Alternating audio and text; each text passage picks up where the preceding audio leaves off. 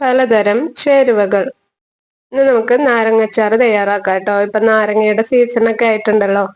വീട്ടില് പണ്ട് മുതൽ ഉണ്ടാക്കി വരുന്ന ഒരു രീതി ആട്ടോ ഇത്. ഇച്ചിരി അധികം അച്ചാറൊക്കെ ഉണ്ടാക്കാന്നുണ്ടെങ്കിൽ ഈ ഒരു രീതിയിലാണ് അച്ചാർ ഉണ്ടാക്കാറ്.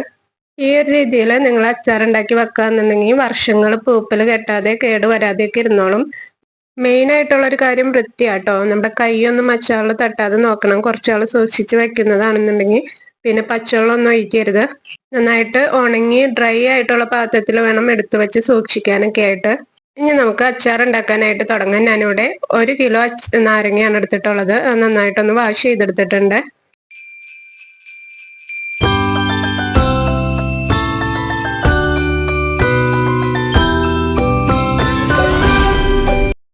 ഇനി നിങ്ങൾ എടുത്തിട്ടുള്ള അത്രയും നാരങ്ങ മുങ്ങി കിടക്കാൻ പാകത്തിന് വെള്ളം തിളപ്പിക്കാനായിട്ട് വെക്കുക. തിളച്ചു വരുന്ന സമയത്ത് 2 ടേബിൾ സ്പൂൺ ഉപ്പിട്ട് കൊടുക്കാം. ഇനി ഇതിലേക്ക് നാരങ്ങ ഇട്ട് കൊടുക്കാം. നാരങ്ങച്ചാറിൽ നിങ്ങൾക്ക് നാരങ്ങ അലന്നു പോവാതെ അങ്ങനെ തന്നെ കറക്റ്റായിട്ട് കിടക്കുന്നതാണ് ഇഷ്ടം എന്നുണ്ടെന്നുണ്ടെങ്കിൽ നാരങ്ങ ഒന്ന് ജസ്റ്റ് ഒന്ന് തിളച്ചു കഴിഞ്ഞാൽ അപ്പം തന്നെ ഫ്ലെയിം ഓഫ് ചെയ്യാം. അല്ല നിങ്ങൾക്ക് നന്നായിട്ട് അലന്നു പോകുന്നതാണ് ഇഷ്ടം എന്നുണ്ടെന്നുണ്ടെങ്കിൽ നാരങ്ങ ഒന്ന് പൊട്ടി കഴിഞ്ഞ ശേഷം ഫ്ലെയിം ഓഫ് ചെയ്താൽ മതി കേട്ടോ.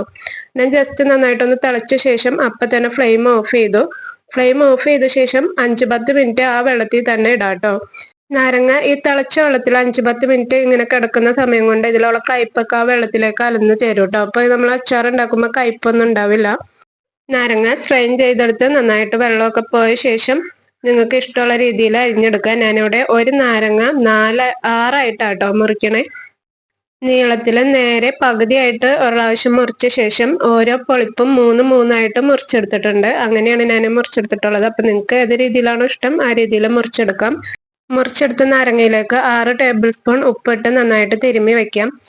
ഇനി നിങ്ങൾക്ക് തിരക്കുണ്ടെന്നുണ്ടെന്നുണ്ടെങ്കിൽ ഇപ്പൊ തന്നെ അത് അച്ചാറിടാം. അല്ലാന്നുണ്ടെങ്കിൽ ഒരു 2 ദിവസം ഉപ്പ് പിടിക്കാനായിട്ടൊന്ന് വെക്കാം. അതിനുശേഷം അച്ചാറിടാം കേട്ടോ.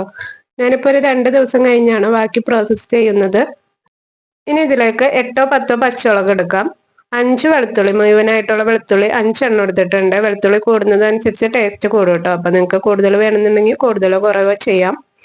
ഇനി നിങ്ങൾക്ക് കാന്താരി മുളക് കിട്ടാൻ വഴിയുണ്ടെന്നുണ്ടെന്നുണ്ടെങ്കിൽ കാന്താരി മുളക് ആയിരിക്കും കേട്ടോ കൂടുതൽ ടേസ്റ്റ്. അപ്പൊ എനിക്ക് കുറച്ച് കാന്താരി മുളക് കിട്ടിയിട്ടുണ്ട്. അപ്പൊ ഞാനൊരു 10-30 കാന്താരി മുളകും ബാക്കി പച്ചമുളകുമാണ് എടുക്കുന്നത്. കാന്താരി മുളക് ഇല്ലാന്നുണ്ടെന്നുണ്ടെങ്കിൽ 8-10 പച്ചമുളക് മാത്രമായിട്ട് എടുത്താൽ മതി. ഇപ്പൊ ഞാനൊരു 5 പച്ചമുളകും ബാക്കി ഒരു 30 കാന്താരി മുളക് എടുത്തിട്ടുണ്ട്. എല്ലാവരും നന്നായിട്ടൊന്ന് വാഷ് ചെയ്തെടുക്കാം. 1 കപ്പ് കറി ലീവ്സ് വേണ്ടി വരും കേട്ടോ. അതും ഞാനിവിടെ വാഷ് ചെയ്തെടുത്തിട്ടുണ്ട്.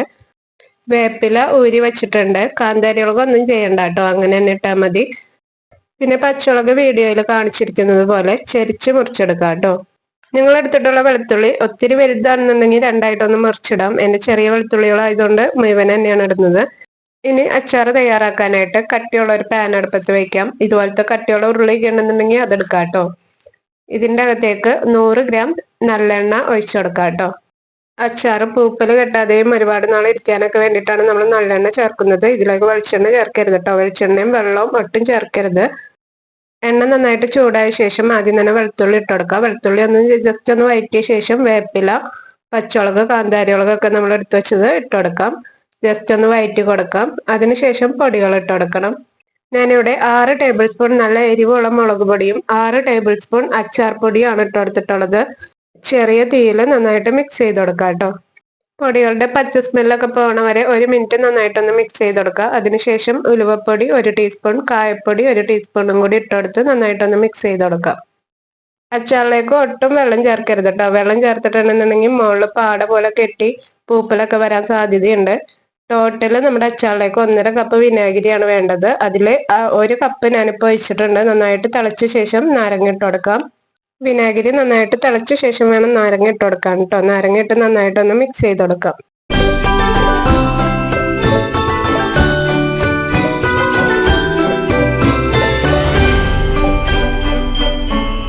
മീഡിയം ഫ്ലെയിമിലാട്ടോ ഞാൻ വെച്ചിട്ടുള്ളത്. ഫ്ലെയിം ഓഫ് ചെയ്തിട്ടില്ലേ. നന്നായിട്ടൊന്ന് മിക്സ് ചെയ്ത ശേഷം 1 ടേബിൾ സ്പൂൺ പഞ്ചസാര ഇട്ടെടുത്ത് നന്നായിട്ടൊന്ന് മിക്സ് ചെയ്ത ശേഷം ഫ്ലെയിം ഓഫ് ചെയ്യാം.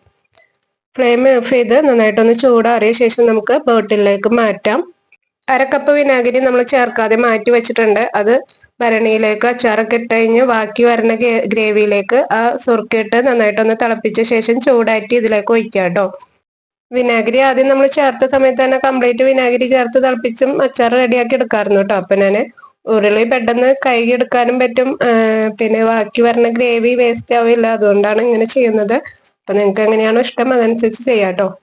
ഇത്രയും വിനാഗിരി ചേർക്കാതെയൊക്കെ നമുക്ക് അച്ചാർ ഉണ്ടാക്കി എടുക്കാനൊക്കെ പറ്റും കേട്ടോ. അത് അതേമാതിരി ഭരണിയിൽ അടച്ചു വെച്ചൊക്കെ ഭംഗിയാക്കി സെറ്റ് ചെയ്തൊക്കെ വെക്കണം. അത് ഇപ്പത്തെ കാലത്ത് അങ്ങനെയൊന്നും നടക്കില്ലാത്ത കാരണം ഈ രീതിയിൽ ഈ വിനാഗിരി ഇത്രയും ഒഴിച്ച് തന്നെ നമുക്ക് പറ്റുള്ളൂ, അല്ലെങ്കിൽ പൂപ്പൽ പിടിക്കും. അപ്പൊ നമ്മൾ എടുക്കണ പാത്രം മാത്രം പുറത്ത് വെക്കാം, ബാക്കിയുള്ള ഭരണി ഫ്രിഡ്ജിൽ അടിച്ചു വെക്കാം. പൂപ്പൽ കയറാതെ എത്ര വർഷം വേണമെങ്കിലും ഇരുന്നോളൂ കേട്ടോ. ഈ ഒരു വീഡിയോയെ കുറിച്ചുള്ള നിങ്ങളുടെ അഭിപ്രായങ്ങൾ കമന്റ് ചെയ്യുക. എന്തെങ്കിലും കുറവുകൾ ഉണ്ടെന്നുണ്ടെങ്കിൽ അതും പറയാം. ഈ വീഡിയോ ഇഷ്ടപ്പെട്ടാൽ ലൈക്ക് ചെയ്യാൻ മറക്കരുത്. ചാനൽ ആദ്യമായിട്ട് വരുന്നവര് സബ്സ്ക്രൈബ് ചെയ്ത് ബെൽ ബട്ടൺ ഓൺ ആക്കി ഇടാം. Thank you.